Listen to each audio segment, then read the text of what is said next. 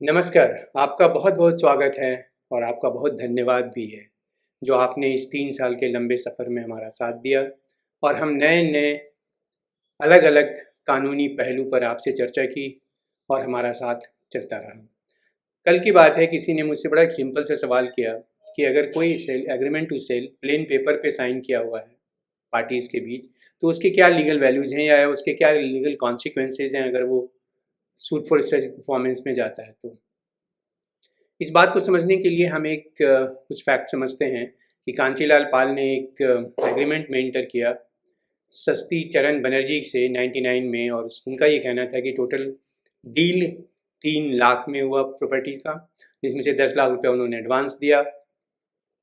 और as per agreement उनको वो लैंड डेवलप करना था, उसके बाद बेचना था और 1 साल में उसको पेमेंट करना था बचा हुआ 2,90,000 का। उनका ये कहना था कि भाई हमने इस पे ज़मीन पे को डेवलप करने में 2 लाख रुपया भी खर्च कर दिए हैं और जब सेलर ने ओरिजिनल डॉक्यूमेंट देने से मना कर दिया और साथ में डॉक्यूमेंट एग्जीक्यूट करने से मना कर दिया, फिर वो सूट फॉर स्पेसिफिक परफॉर्मेंस में गया जब उन्हें ये पता चला कि सेलर ने ये प्रॉपर्टी किसी को बेच दी है 5वें महीने में मई में।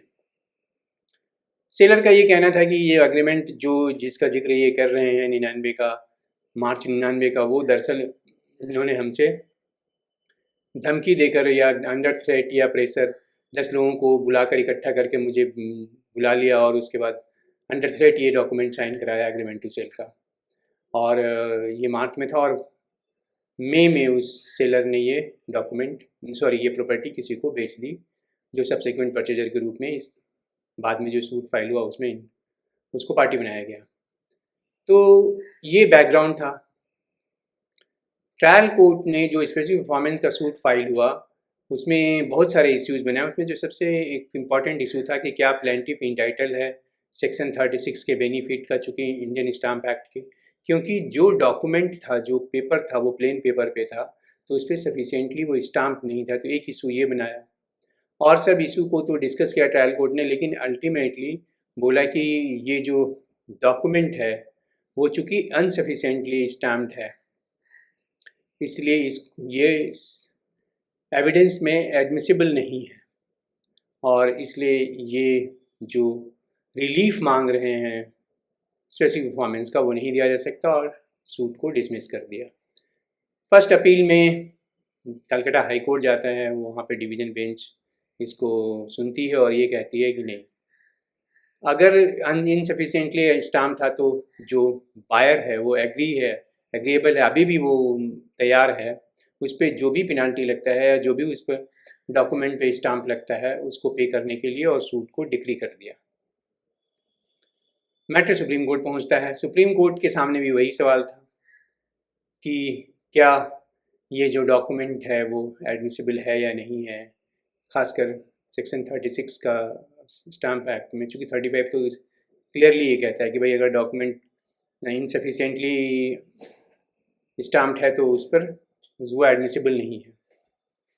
मैं जिस केस की बात कर रहा हूँ उस केस का नाम है विद्युत सरकार वर्सेस कांचीलाल पाल और ये 2024 में 28 अगस्त को ये जजमेंट पास हुआ। 28 अगस्त तो अभी जस्ट कुछ दिन पहले की बात है और इसका साइटेशन है इंडिपेंडेंट साइटेशन जिसको कहते हैं 2024 INCS 704। इस केस में जो चीज़ क्लियर थी कि जो डॉक्यूमेंट था उसमें जो एक बात था, ट्रायल कोर्ट के एनालिसिस को सुप्रीम कोर्ट ने माना और कहा कि ट्रायल कोर्ट ने ये कहा था कि जब वो डॉक्यूमेंट इनसफिशिएंटली स्टाम्प था और जब ऑब्जेक्शन लिया गया एविडेंस के समय पे, तो उसने रजिस्ट्रार को DC को लिखा भी, कमिश्नर को लिखा भी कि आप इस पर बताइए और कितना इस पर स्टाम्प लगता है या फाइन लगता है, आप लगा के बताइए। लेकिन कोई जवाब नहीं आया उसका, कमिश्नर का, DC का। लेकिन जो प्लेंटिफ था जिसने ये डॉक्यूमेंट को लेकर आया था, उसने भी कुछ नहीं किया,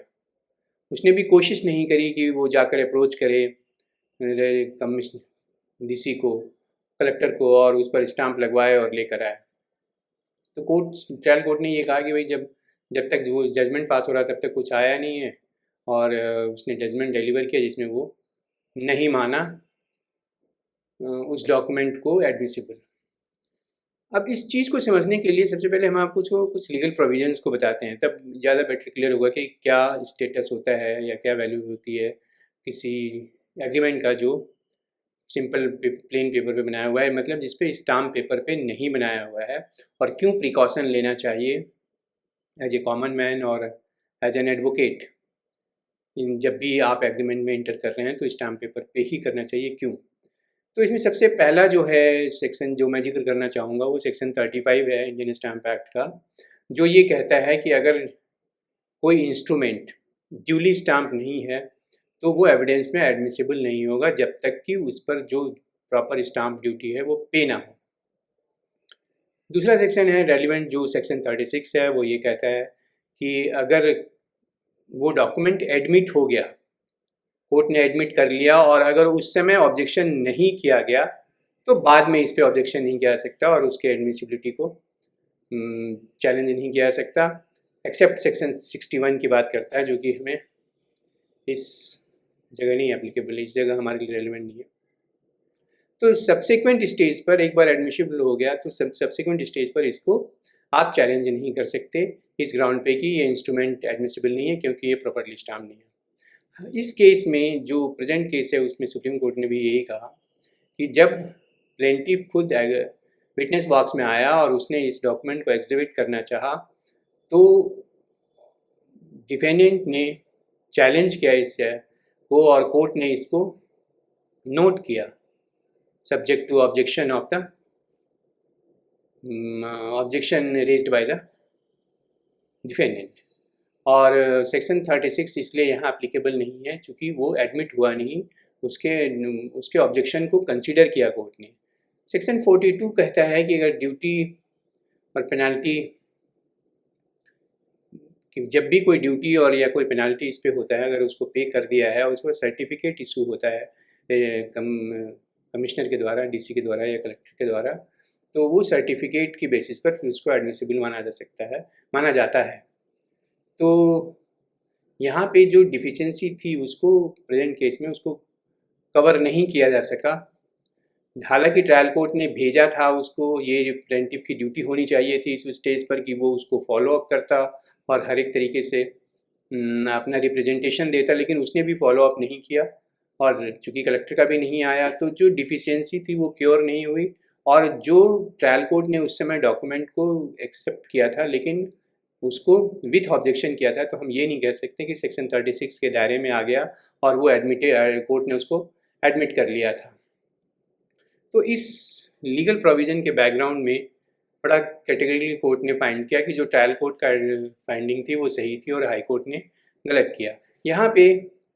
जो सेक्शन 36 की बात कर रहे हैं, जहाँ पे ये है कि एक बार एडमिट होता है तो फिर चैलेंज नहीं कर सकते उस इंस्ट्रूमेंट को इनसफिशिएंटली स्टाम्प होने की वजह से, तो कोर्ट ने एक जजमेंट का भी जिक्र किया जिसमें जावेर चंद वर्सेस पुखराज सुराना थे, कुछ सुराना है, ये 1961 का जजमेंट है। और इस जजमेंट के बैकग्राउंड में कुछ सेटल प्रपोजिशन है लॉ के इस इनसफिशिएंटली स्टैम्प्ड इंस्ट्रूमेंट के बारे में, जिसमें सबसे पहला तो ये है कि ट्रायल कोर्ट के पास जब भी आता है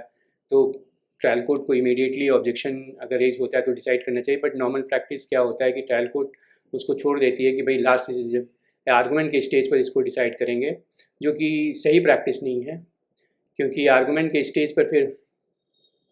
इसको जो मौका मिल सकता था दूसरी पार्टी को उसको क्योर करने का वो नहीं मिलता है। तो जजमेंट में ये कहा गया कि जब भी कोई ऑब्जेक्शन रेज होता है इनसफिशिएंटली स्टाम्प इंस्ट्रूमेंट का, तो कोर्ट को जुडिशली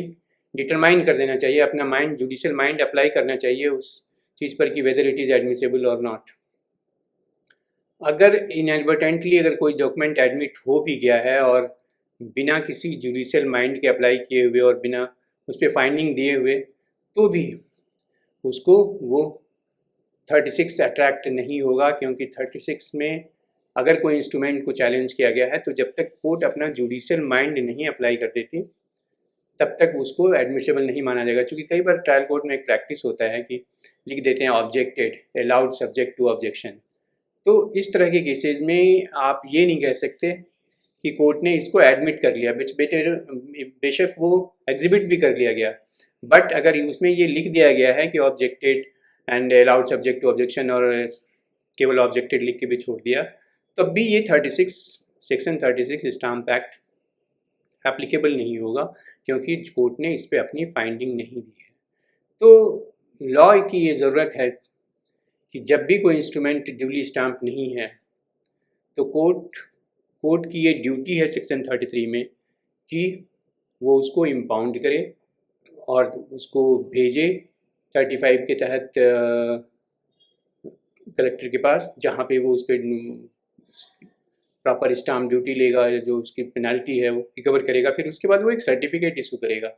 अगर वो सर्टिफिकेट इशू कर दिया, फिर उसके इनसफिशेंटली स्टाम्प का जो चैलेंज है या उस पर ऑब्जेक्शन है वो नहीं रहता है, और वो एक्सेप्टेबल होता है। सुप्रीम कोर्ट ने इसमें करंट जो जिस जजमेंट की बात कर रहा हूँ मैं, कांचीलाल वाली, उसमें कोर्ट ने बड़ा क्लियरली कहा कि ट्रायल कोर्ट ने सही किया था, डॉक्यूमेंट एडमिसिबल नहीं है चूँकि उस पर इनसफिशेंटली स्टाम्प था, और प्लेंटिफ के पास पूरा मौका था कि वो इसकी कमी को दूर कर सकता था अगर कलेक्टर को अप्रोच करके टाइमली एक्शन लेकर। तो उसने कोई एफर्ट नहीं किया, इसलिए अब इस स्टेज पर उसको इसका एडवांटेज नहीं मिल सकता था। हाई कोर्ट ने ये गलत किया उसको एडमिट करके उस डॉक्यूमेंट को, और जिस तरह से हाई कोर्ट के ऑर्डर को सेटिस्फाइड किया और सूट को डिसमिस किया। यहाँ पे एक बड़ी अच्छी चीज़ देखी हमने, हाई कोर्ट ने कंप्लीट जस्टिस, सुप्रीम कोर्ट ने कंप्लीट जस्टिस करने के लिए ये कहा कि भाई देखो, एडमिटेडली 10,000 रुपया तो सेलर ने दिया, सेलर ने एक्सेप्ट किया है, और आज की डेट में सब्सिक्वेंट परचेजर हैं जो 25 साल से उस प्रॉपर्टी को एंजॉय कर रहे हैं। तो 10,000 के बदले ये कहा कि आप 5 लाख रुपया लौटाइए बायर को विदिन 3 मंथ्स, जिससे कि थोड़ा एक मलहम लगा दिया जख्म पे जो बायर के इस केस में हुआ, जिसमें उसको केवल डॉक्यूमेंट इनसफिशिएंटली स्टैम्प्ड होने की वजह से उसको अपना ये केस खोना पड़ा। मैं जिस केस की बात कर रहा हूँ उसमें जो डिवीज़न बेंच थी, वो डिवीज़न बेंच थी जस्टिस विक्रम नाथ की और जस्टिस प्रसन्ना बराले की।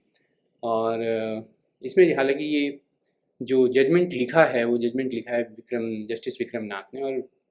35, 36 जो सेक्शन स्टाम्प एक्ट का है, या 34 है, या 40 है, 41 है, इन सब पर अच्छा डिस्कशन किया है। तो मुझे ये जजमेंट बहुत बढ़िया लगा इस पॉइंट पे। और एक प्रिकॉशन भी है, चेतावनी भी है कि जब भी एग्रीमेंट करने जाएं तो कोशिश करें जिसका पता करें कितना स्टाम्प पेपर लगता है, और जितना स्टाम्प पेपर लगता है लॉ के अनुसार उस स्टाम्प पेपर पे ही एग्रीमेंट करें। और चौकन्ना रहें, मौका मिले, अगर आपके खिलाफ ऑब्जेक्शन हुआ है, प्लेन पेपर है, पेपर भी है, तो उसको जो भी प्रोसेस है फॉलो करके प्रॉपरली स्टाम्प्ड कराएं। Thank you very much.